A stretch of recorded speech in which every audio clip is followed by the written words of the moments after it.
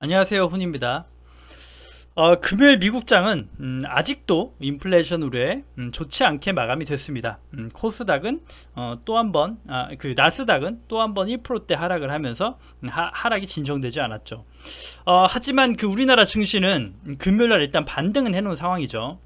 데드캣 바운스로 볼 수 있는지 일단 하락을 해놨고 증시에 대한 진단은 해드렸는데, 하방 압력이 자꾸 미국 증시가 세진다면 우리 장도 썩 좋지는 않을 거예요. 영향은 분명 받겠죠. 그런데 인플레이션 때문에 빠지는 걸 저가 매수로 잡자라는 얘기를 지금도 드리고 있습니다. 이렇게 보시면 이렇게 쭉 하락할 때, 이렇게 하락 국면에 폭락 흐를 때죠. 흐를 때 코스피도 보시면 이렇게 계속 장기간 흘러올 때처럼 인플레이션 우려가 지속되고 계속 안 좋은 얘기가 나오고 금리 인상 얘기 나오면 이렇게 다시 한번 하락이 갈 것이고, 그렇게 되면 2,900, 2,800은커녕 2,700, 600까지도 계속해서 대세 하락으로 빠져야 된다는 얘기죠. 그렇게 됩니다, 이론상으로. 그런데 그럼에도 불구하고 요즘 커뮤니티에 저가 매수의 기회를 잡자라는 얘기를 드렸고, 일단 금요일날 반등은 해줬죠. 그래서 이제 다음 주가 또 되게 중요한데, 일단 그 여러가지 그 좀 보는 관점에서 의견이 있습니다. 추가적으로 2800 깨지고 대세 하락 간다 그러면 지금 오히려 인버스를 사야 되는 거고, 준비를 해야겠죠. 종목을 사는 것이 아니라. 그런데 경기 민감주가 가고 성장주가 빠지고 당연한 건데, 근데도 성장주를 매수해라? 정말 좀 앞뒤가 안 맞는 얘기죠. 그런데 자, 이제 좀 지표나 데이터를 보면, 자, 환율은 1200원을 돌파했습니다. 분명 환율이 1200원대 한번 찍은 적이 있었고 재차 하락으로 가길 바랬지만 빠지지 않고 재차 상승하고 있죠. 자, 모처럼 오랜만에 한번 달러 한번 볼까요? 달러를 제가 최근에 넣은 거 계속 드리다가 달러 요즘 얘기 안 하죠. 달러에 의미가 없으니까. 의미가 없다는 게, 달러 선물 요거죠. 코덱스 달러 선물 보시면 이거 옛날부터 이렇게 많이 봤던 종목이고, 봤던 것이고, 자, 요렇게 여기 그거죠. 달러 선물 기준입니다. 선물 기준으로 차트 들어온 거 다 지워놓고, 자, 이렇게 고점이었습니다. 단순히 얘기 드릴게요. 자, 고점이었고 달러 선물로 많이 얘기 드렸죠. 1600포인트가 고점이었고 지금 1600포인트 넘어선 거죠. 그러면 달러가 이렇게 쌍봉을 그리고 빠지든 뭐하든 빠지길 바랬는데, 달러는 저점을 높이면서 지속적으로 올라왔다. 계속 올라왔죠. 쉬지 않고 올라왔습니다. 이렇게 쉬지 않고 올라왔고 저점 높이면서 계속 올라왔다. 그래서 고점을 돌파했는데, 이때는 그 외국인의 수급이 지속적으로 이탈될 때예요. 달러의 상승과 함께 지속적 외국인의 매도로 한국 시장이 무너졌던 때입니다. 그런데 반대로 지금은 달러가 이렇게 또 저점 만들면서 다시 한번 고점 갱신을 했는데도 불구하고 최근에 지속적으로 외국인이 그 코스피 시장을 매수하고 있죠. 매수하고 있죠. 삼성전자 기본. 그러니까 이때랑은 분명 다르다는 얘기예요. 요때랑은 분명 지금은 다르다. 그쵸? 단순하게 데이터만 봐도 그렇죠. 지금 시장을 누르는 건 기관이고 외국인은 오히려 매수가 들어오고 있습니다. 그게 일단 큰 이유가 되겠고, 삼성전자를 기반으로 삼성전자 또 금요일날 급등을 해줬고 시장에 죽지 않는다는 걸 계속 보여주고 있고, 그렇게 되기 때문에 또 매수를 얘기 드리는 것이고, 자, 이렇게 고점 갱신하고 빠질 수 있다는 좀 어느 정도 좀 가능성을 두는 거죠. 외국인의 그 매수는 이게 환율이 1200원대 머무를지언정 지속적으로 1300원 1400원 간다는 생각은 안 한다는 생각이 드는 거죠. 왜냐? 기업의 펀더멘털도 있고 한국 시장 밸류가 좀 저평가돼 있다. 그래서 환차손이 생길지언정 주가가 올라가면 또 되니까 그런 좀 포지션이 아닐까 생각도 들어요. 들기 때문에 금액 종목 자체가 저가면 주가를 사서 올려도 되는 방법이거든요. 근데 지금이 좀 그렇죠. 환율 환차손이 생길 수 있는데 환율이 급등하고 있는데도 외국인이 매수 포지션을 잡고 있다는 거죠. 그게 되게 중요합니다. 중요하고, 그 다음에 자, 이제 또 하나 볼게. 경기 민감주입니다. 경기 민감주를 좀 많이 볼 거예요. 자, 과연 매수할 수 있고 매수할 만한 섹터인가 시장인가, 지속적으로 우상향할 수 있는가 보자는 거죠. 자, 보시면 철강 얘기 드렸고 다른 거 얘기 드렸습니다. 자, 제가 볼 수 있는 그 인플레이션의 수혜주는 여러 개 마찬가지죠. 건설, 조선, 그 다음에 철강 뭐 이런 것들이 있겠죠. 그 다음에 뭐 그런 게 뭐 오일, 뭐 원자, 뭐 기름 요런 거죠. 그런 게 인플레이션에 대해서 수혜주죠. 수혜주인데, 자, 현대미포조선은 좀 다시 한번 얘기 드리면, 이때 추천드렸거든요. 사실은 추천드렸던 시점이 여기죠. 72,500원을 요때였어요. 72,500원 요때 기준으로 소개를 시켜드렸고, 잠깐 상승 나왔다가 이쁜 눌림이 와서 반등도 해줬는데 결국 다시 흘러내렸습니다. 흘러내렸고, 그래서 사실 요때 고점 갱신을 못한 거죠. 단기적으로 보면 추세적으로 하락 추세도 너무 했는데 고점 갱신 못했죠. 여기 고점에서 맞고 떨어진 겁니다. 다시 한번 떨어졌고, 그 다음에 추세 하락 다시 했고, 자 보시면 장기적 올해 1월부터 있었던 여기죠. 여기 금액대에서 하락 추세를 얘기 드렸었고, 추세대에서 하다가 추세대를 어긋난 적은 없습니다. 하락 추세를 어긋난 적은 없고, 오히려 하락 추세가 아니면 다시 여기가 다시 빠지지 않는 이상 다시 하락이 아니라 박스 횡보나 그렇게 간다고 얘기 드렸어요. 얘기 드렸습니다. 이렇게 추세 하락, 이게 주가가 추세를 돌파했는데 상승하지 못하면 꼭 빠지는 게 아니라고, 다시 한번 빠지는 게 아니라 횡보성으로 바뀔 수도 있다. 그러니까 하락을 더 이상 멈췄다는 얘기입니다. 그래서 일단 하락은 멈췄다는 거, 이것도 이제 공부 차원으로 보십시오. 지금 현대유포조선도 좀 들여다볼 것인데, 이런 것들이 장기 추적했다면 또 괜찮게 가져갈 수 있었다는 거예요. 장기 추적. 그러니까 저도 추가적으로 얘기 안 드렸고, 그 다음에 여기 본 상승 추세였던 이 추세선을 다시 한번 재차 돌파하고 올라왔던 거죠. 최근에 그랬습니다. 최근에 장기적으로 이렇게 길게 올라왔던, 여기서부터 올라왔던 상승 추세를 다시 돌파하고 올라온 거죠. 여기서부터 이렇게 상승 추세 그어드렸었는데, 그어드렸었고, 좀 잘못 그어졌는데, 잠시만요. 다 이런 것들도 그 공부 차원에서 도움이 됩니다. 보시면 이렇게 쭉 상승을 왔었죠. 이 추세를 그어 놓았기 때문에 그대로 남아있던 거예요. 여기 보시면 최근에 인플레이션 얘기 나오면서 요날이죠. 장대가 들어오고 돌파가 됐다. 그쵸? 그래서 저도 이날 다시 한번 또 추적을 했기 때문에 얘기 드렸던 겁니다. 자, 72,500원 정도 눌리면 정말 좋겠다. 근데 인플레이션이 세게 나오고 시장이 세게 조정받으니까 그냥 급등을 하고 올라갔어요. 사실 이렇게 해서 눌림목을 또 기대했죠. 시장에 좀 혼조세 관망을 한다면 하겠다 해서 72,500원만 지켜주면, 옛날에 되게 중요했던 금액이죠. 저항과 지지로 바뀌었던 금액이죠. 그래서 72,500원이라는 라인이 정말 생명선이었고 되게 중요했다. 그래서 좀 눌려주면 담아볼 수 있겠다라고 얘기 드렸는데, 정말 강하게 시장과 반대로 갔죠. 시장과 반대로 상승 나왔다. 자, 그러면 일단 단기적으로 또 볼게요. 자, 현대미포조선이 급등을 했습니다. 급등을 하고 이렇게 보시면 여기 저항을 여기를 돌파해 놓고 오히려 지지하고 있죠. 그러면 지금도 시장이 강하고 인플레이션 얘기 나오면 여기에서 매물소하고 다시 한번 재차 상승 갈 수 있습니다. 그러면 단기적으로도 매수 자리가 있는 거예요. 매수 가능한 겁니다. 그리고 조정을 받더라도 여기만 이탈 안 하면 됩니다. 여기만 이탈 안 하면 상승 계속 갈 건데, 자, 그러면 왜 갖고 왔느냐 말씀드리면 요거예요. 지금 경기 민감주 현 주소인데, 경기 민감주가 이렇게 급등하고 파동으로 봤을 때 제가 얘기 드렸죠.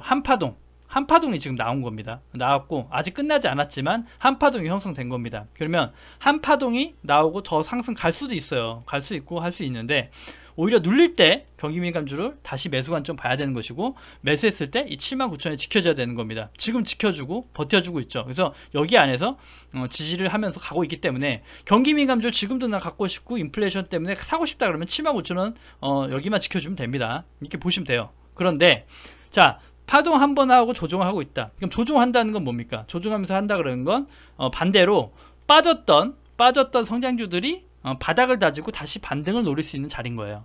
똑같죠. 반대로 가니까. 경기민감주와 성장주 반대니까, 반대로 얘네들이 고점 갱신할 땐 바닥이 나올 수 있을 것이고, 단기 바닥이 나올 수 있을 것이고, 반대로 얘네가 조정받을 땐 성장주들이 반등할 수 있는 또 라인이 나올 수 있다. 이렇게 보시면 돼요. 간단하게는. 큰 틀에서는 틀리지는 않습니다. 그래서 얘네가 하루 쉬어주니까 오르긴 했지만 쉬어줬죠. 쉬어주니까 또 코스닥 성장주들이 일단 반등 하루 한 모습이에요. 그렇게 보시면 됩니다. 그래서 현대미포조선도 보실 분은 담아보실 수 있어요.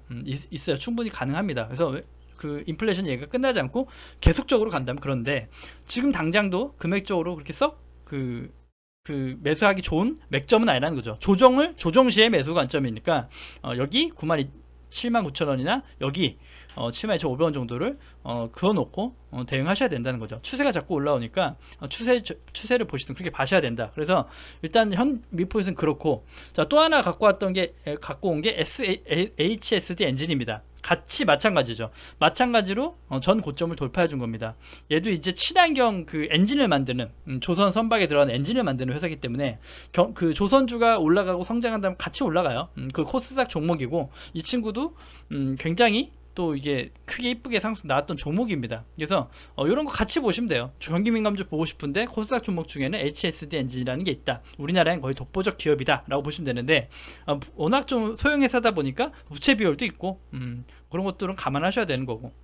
그래서 마찬가지로 보시려면 현대미포조선 HSD 엔진 보실 수 있습니다. 그래서 관심 있으신 분들은 눌림목에 접근해 보시는 거, 인플레이션 올해 한 해 또 계속 지속된다면 나쁘지 않게 또 올라갈 수 있습니다. 그런데 반대로 또 이제 건설주를 보면, 건설주의 대장주는 GS건설이라고 대형주 중에 GS건설이 대장이라고 저는 봐요.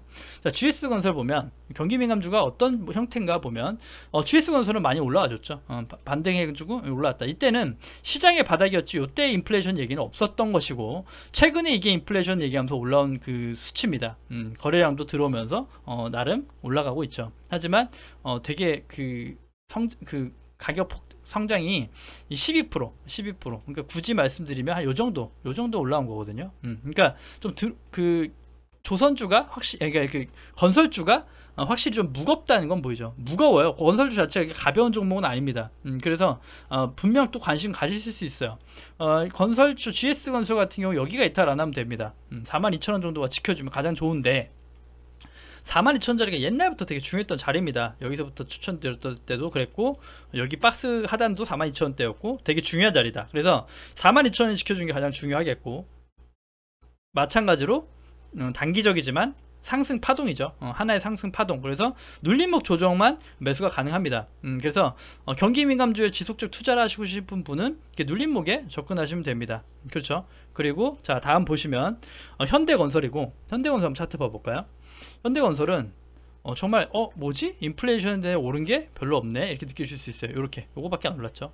안 올랐죠. 그리고 아직도 추세적으로도 좋지 않죠. 그러니까 경기민감주가 올라가서 뭐 건설주가 섹터가 살아났냐 하기에는 그 건설 섹터 자체가 이렇게 아직 하방 추세인 겁니다. 아직 현대건설은 하방 추세예요. 그래서 만약에 건설 섹터를 하고 싶다 그러면 저가 메리트는 분명 있지만, 항상 얘기 드렸죠. 이번에도 느끼셨을 거예요. 제가 맨날 대장주 느끼셨을 겁니다.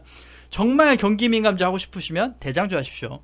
조선주 중에 현대미포조선, 그 다음에 코스닥 종목 중에 HS 엔진이 있을 수 있고, 그 다음에 건설주 중에 현대건설보단 이렇게 못 간 현대건설도 있지만 GS건설을 보셔라 라는 얘기입니다. 아니면 좀 정치적 테마가 있는, 정치적이 지금 그 정책으로 되게 또 하니까 좀 종목 좀 찾아가지고 뭐 정치 테마 관련한 것도 있겠죠. 뭐 우원 개발이 있을 수 있고, 서한도 있을 수 있고, 뭐 그런 것들. 그래서 정치적 이슈가 좀 있는 것들을 하는 것도 좀 가능하겠지만, 그런 건 변동성이 크고 좀 위험 리스크가 분명 존재하겠죠.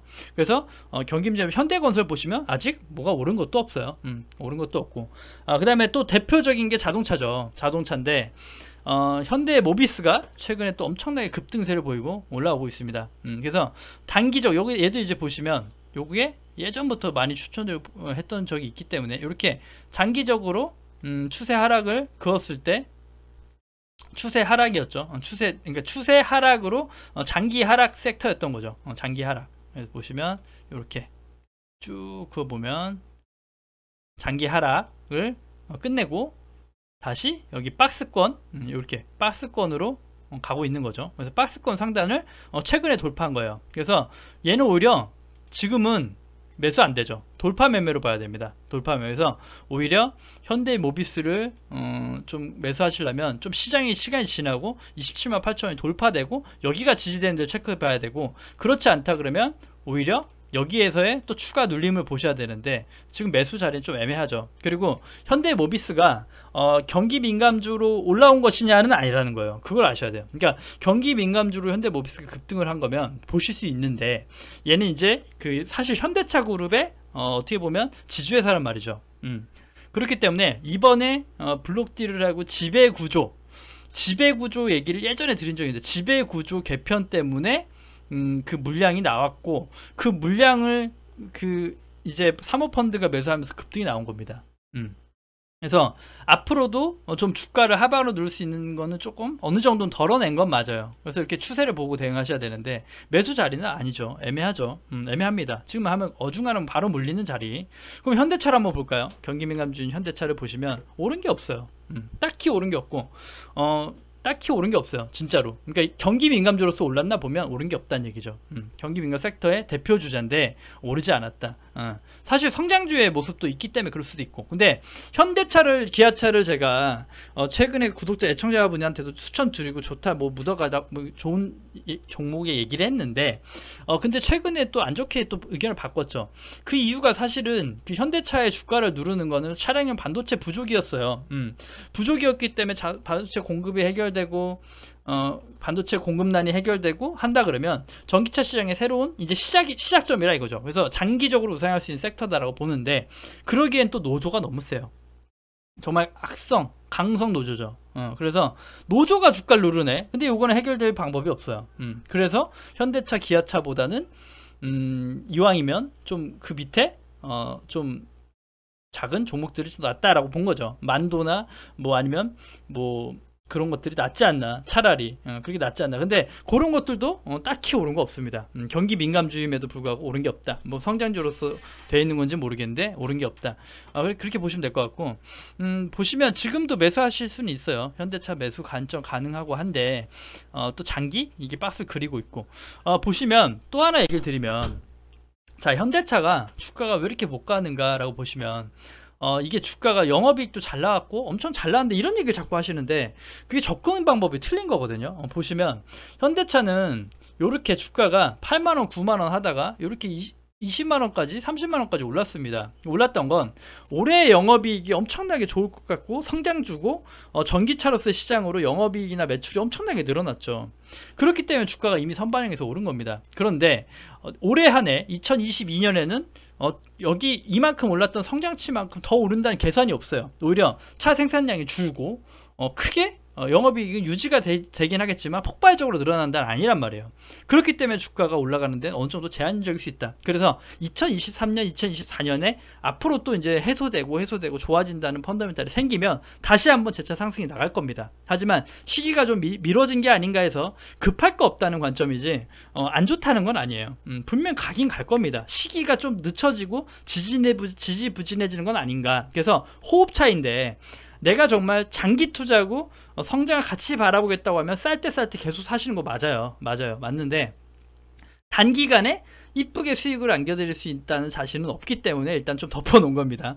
분명 의견은 바뀔 수 있어요. 지금 이제 1월이고 갑자기 2월달 3월달에 제가 현대차 캐셔 너무 좋아요 사세요 하실 수도 있겠지만 아직은 그런 의견이 없다라는 정도입니다.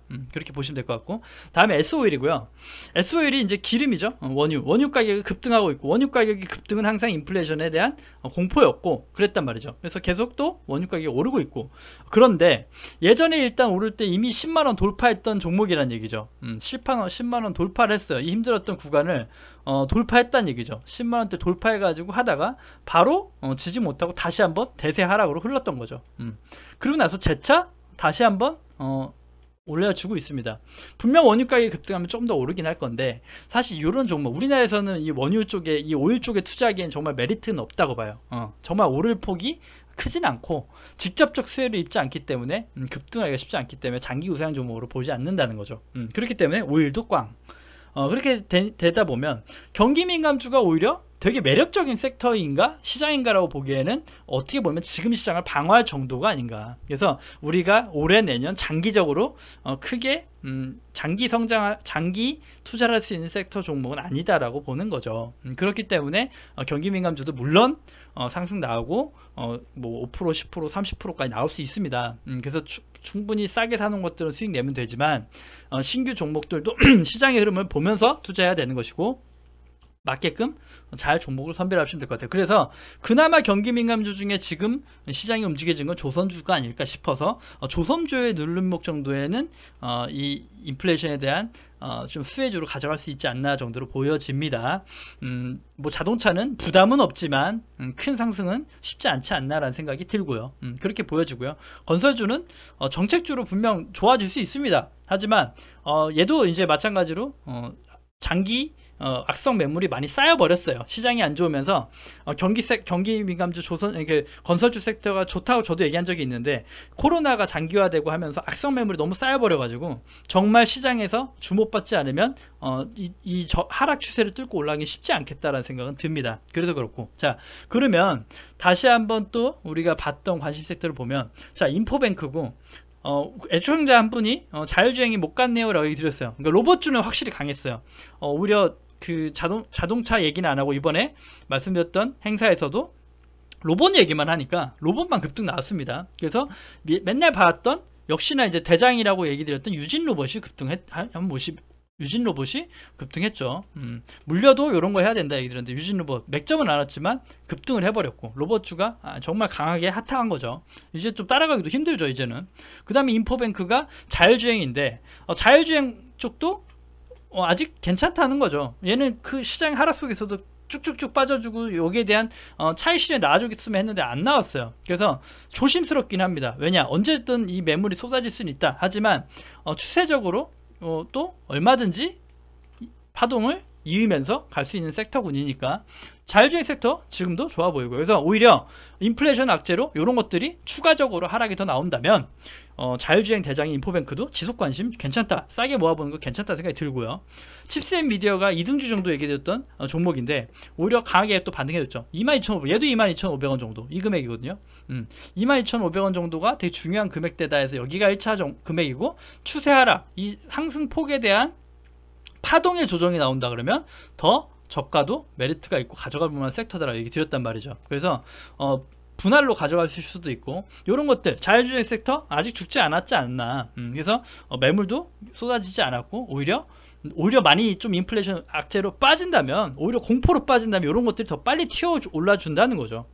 시장에서 주목받았던 것들이 금방 또 빨리 올라온다. 그리고 1등주를 잘 보시라는 얘기입니다. 그래서 또한 이제 다른 종목, 관심 종목 몇 가지 얘기 드리면, AD칩스라는 종목을 또 얘기 드렸고, 여기 금액대에서 얘기 드렸고, 지금 이런 것들은 오히려 좀 이렇게 동전 주고 좀 그렇긴 하지만 이렇게 또 최근 수급이 계속 들어오는 게 포착되고, 섹터군도 오히려 나쁘지 않기 때문에 소량으로 이런 것들, 아직 저가에 있는 것들, 저가 이렇게 다일 때 추가 하락이 나서 다인다면 가져가 볼만 하겠다. 그래서 하락 이렇게 장기간 하락했음에도 여기 좀 이렇게 매집이 굉장히 많이 되어 있는 종목이 아닌가 해서 소량으로 크게 먹어보자라는 얘기 드렸죠. 그래서 아직도 유효하다. 이런 것들도 오히려 좀 관심 가질 수 있겠다. 저가 포지션 가지시면 좀 괜찮지 않을까 생각이 드는 부분도 있고요. 그 다음에 대형주 중에는 이렇게 많이 또 눌리고, 2차전지가 조정 국면으로 얘기 드렸지만도 분명히 얘기 드렸죠. 재료주 소재주보다는 대장주들을 이제 다시 봐야 된다. 그래서 지금 LG 에너지 솔루션 공모 때문에 돈이 빠진다는 소문도 있어요. 그것 때문에 차익 실현 나오는 것도 있다라고 하는데, SDI 같은 것들이 시장에 주목받지 못했다 얘기 드렸죠. 제 기준에서. 얘가 오히려 얘는 80만원 100만원 가도 괜찮은데 영업이익이 이제 증명해 줄 것이고 하였는데, 오히려 얘는 못 갖고 있고 박스권 여기에서 머물고 있다는 거죠. 그래서 고점 갱신하고 저가 큰 박스로 보면 하고, 다시 고점을 찍고 다시 한번 흘렀죠. 다시 한번 반등을 해줬지만 대세 하락으로 흐르고 있다. 그래서 이런 것들이 오히려 저가 포지션 메리트 있다는 거죠. 그래서 60만원대 여기까지가 사실 보이긴 해요. 60만원까지만 이렇게 와준다 그러면 더 좋겠다는 생각은 드는데, 쉽게 빠질까라는 생각은 들고, 이런 것들이 오히려 올해 한 해에 뭐 이렇게 80만원대 다시 한번 또 도전한다든가 그 위도 열어볼 수 있지 않나라는 생각도 드는 거죠. 이런 것들, 왜냐면 못 간 것들, 2차전지는 끝난 산업이 아닌데 재료주들이 오히려 많이 가고, 이런 메인 종목들이 못 갔다. 근데 전기차 시장은 계속해서 이제 가속화 되고, 2차전지 재료주들도 마찬가지예요. 갈 수 있었던 이유는 분명히 있었죠. 그 미국에서, 외국에서 직접 하는데 그런 재료나 기술력을 우리나라 걸 요한다는 그 시점이 있었고, 반대로 그랬던 게 있는데, 그랬고, 그 다음 코스피가 약했고 코스닥이 좀 강했죠. 그런데 최근에는 코스피가 강합니다. 그래서 SDI 같은 것들도 코스피 대형주죠. 코스피 상위 종목인데, 코스피가 코스닥보단 코스피가 세다. 세다. 지금 외국인 수급도 그렇고 세다. 그렇기 때문에 2차전지가 다시 올라갈 때는 재료주들도 분명 튀어오르고 하겠지만, 이런 애들도 좀 안정적이게 가져갈 수 있는 직장에 맞춤 종목이 될 수 있다라는 겁니다. 마찬가지로 외국인의 포지션은 오히려 늘어나고 있다는 거. 요거 주목해 보시면 또 바닥권에서 또 크게 괜찮지 않나 생각이 들어요. 요거만 해도 30%네요. 지금부터 정고점만 터치해도 30%다. 괜찮은데요? 더 빠지면 얼마나 빠져야 되지? 요만큼 빠지면 5%? 5% 정도 되네요. 5, 6% 정도? 그래서 SDI 같은 것들도 지금 잘 보시면 어떨까 생각이 듭니다. 그래서 저가 포지션 모아가는 거, 기관에 다 던져가지고 눌린 겁니다. 근데 그걸 외국인이 취하고 있다는 거, 분명 개인들도 많이 사가지고 빠진 것도 있어요. 수급이 계속 단기적 좋지는 않습니다. 그래서 추가 하락도 가능하다고 보고, 하락한다면 오히려 매수해야 되는 거 아닌가 이 생각도 듭니다. 그렇게 잘 보셨으면 좋겠고, 그 다음 마지막으로 캠시스라는 종목이, 이것도 소형주긴 한데 얘도 이제 좀 예전에 한번 얘기된 적이 있어요. 얘 이제 보시면 얘도 카메라예요. 카메라 모듈 캠시스 캠, 그죠? 그래서 처음에 MC넥스도 잘 갔고, 그 다음에 그 옵트론텍 이런 것들도 잘 갔고, 그래서 여기 보시면 요게 이제 하락 추세로 보고 하락 추세를 마무리하고, 얘도 이렇게 봐요. 지금은 단기적 박스권이라고 보여지죠. 박스권, 요렇게 박스권인데, 예, 여기 박스권 정도로 보입니다. 그래서 지금 당장 뭐 박스권 요거보다도 여기 금액이죠. 지금 금액, 여기 금액이 이탈 안 하면 괜찮지 않은 생각이 들어요. 여기가 되게 중요한 자리거든요, 제가 볼 때. 그래서 여기가 이탈 안 해야 오히려 또 이렇게 이쁘게 시세 나올 수 있다는 생각이 듭니다. 그래서 관심 종목 소량으로 잘 보시고, 외국인 포지션 이게 살아있다는 거 또 포착해서 갖고 온 거니까, 이런 것들 외국인이 단기적으로 수급이 들어오고 있다는 거 보여집니다. 보여지고, 개인의 매도 포지션을 이렇게 조금씩 서서히 이 장기 하락과 물림 속에 개인의 매물이 조금씩 나오고 있다는 거 긍정적이죠. 그래서 이렇게 종목은 많이 안 갖고 오긴 했는데, 그 다음에 그래서 반도체 쪽은 괜찮다고 보여지고, 많이들 알고 계실 겁니다. 더 이상 뭐 반도체 종목을 뭐 소개시켜 드리는 것도 이제 모니터하면서 또 보겠지만, 위치도 다 비슷하고 다 비슷합니다. 자리대도. 그래서 뭐 원익 IPS든 SNS텍이든 LB세미콘이든 뭐 굉장히 많죠. 뭐 SFA 반도체, 어도버 반도체 많이 말씀드린 것들이 있는데 다 거의 비슷합니다. 그래서 반도체가 가면 다 따라가니까 크게 다를 거 없고, 가지고 계신 관심 종목들 잘 공략하시면 또 괜찮지 않나. 그래서 평단가도 이쁘게 만들어주면 어떨까 생각이 듭니다. 그래서 아무튼 좀 오늘은 경기 민감주에 달아보면서 시장의 좀 방향을 좀 지켜보는 관점에서 방송 드렸고요. 또 월요일날 흐름 보고 또 마감 방송하면서 또 시장을 진단해보고, 또 우리가 수익을 낼 수 있는 종목들과 방법을 계속해서 만들어 보자고요. 아무튼 고생하셨고요. 주말 잘 보내셨는지 모르겠고, 또 힘찬 한 주가 되셨으면 좋겠습니다. 방송 여기서 하고 마무리하겠습니다. 네, 구독과 좋아요 눌러주셔야 채널 유지에 힘이 됩니다. 감사합니다.